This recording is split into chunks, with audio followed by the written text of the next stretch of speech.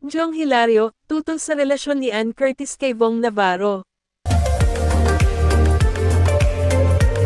Isang nakakagulat na balita ang kumakalat ngayon sa showbiz industry matapos kumalat ang balita na tutol umano si Jong Hilario sa di umano'y relasyon ni Ann Curtis at Vong Navarro.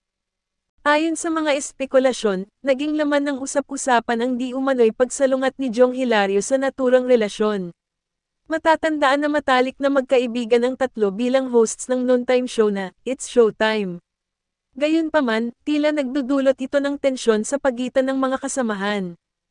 Isang insider mula sa production team ng show ang nagsabi na si Jong ay nag-aalala para kay Ann dahil sa mga isyong kinaharap ni Vong sa nakaraan. Ayon pa sa source, ayaw lamang ni Jong na masaktan si Ann, lalo pat matagal na niyang kaibigan ito.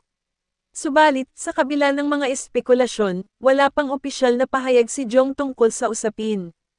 Samantala, nanatiling tahimik sina Ann Curtis at Vong Navarro tungkol sa mga bali-balitang ito. Patuloy pa rin ang kanilang masiglang samahan sa It's Showtime, na tila walang anumang problema. Ang balitang ito ay mabilis na kumalat sa social media, at naging hot topic ng mga netizens.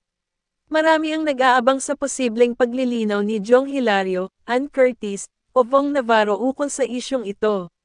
Habang wala pang kumpirmasyon, hinihikayat ang lahat na maging maingat sa pagpapalaganap ng mga haka-haka at hintayin ang opisyal na pahayag mula sa mga nasasangkot.